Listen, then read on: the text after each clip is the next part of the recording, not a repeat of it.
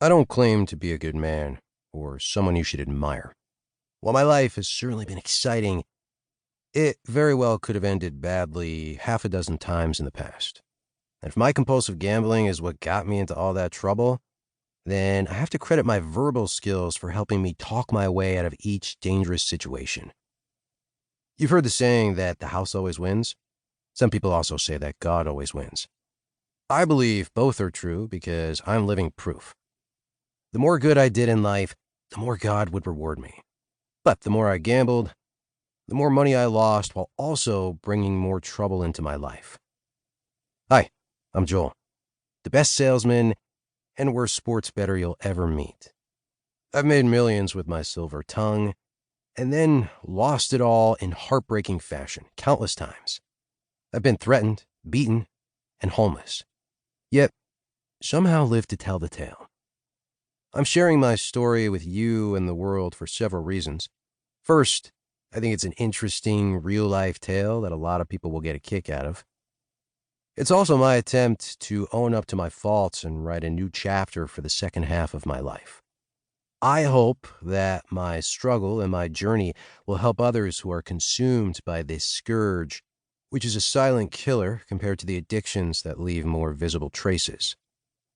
Being a gambler means you have to accept the trifecta of losing time, money, and people. That's right. Chasing all those big dreams ends up making your world smaller than you ever thought possible.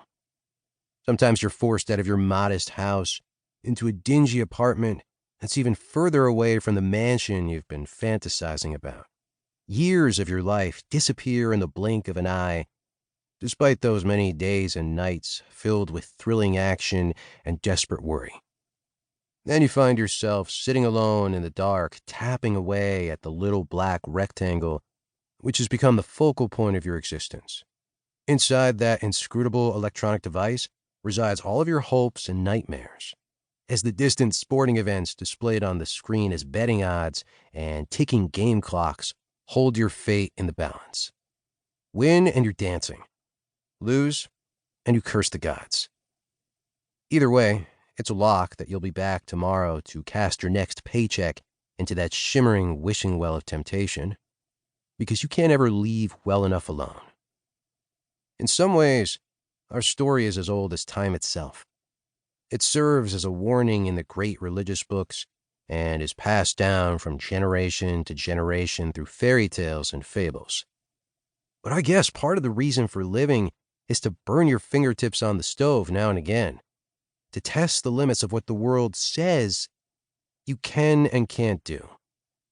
I've tried to be the Icarus of sports betting for 2/3 of my life, and no matter how many times I crash into the sea, I always brush off my wings and fly toward the sun once again. Because I'm greedy and reckless and proud. Plus all the other sins that were warned against by proverbs and medieval literature. In other words, I'm all too human. I'm not content with my lot in life or the status quo. I yearn to be celebrated and live in the lap of luxury as an end in itself, rather than as a reward for seeing plans through to the end in the name of accomplishing great deeds.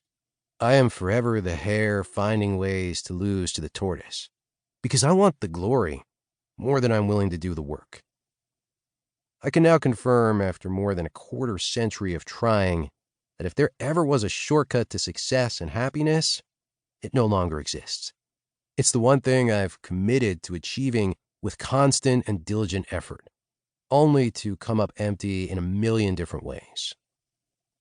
So now I'm taking a different approach, creating something from the heart to give to others with no expectations, while also hoping that I might finally get off this treadmill and sleep soundly at night.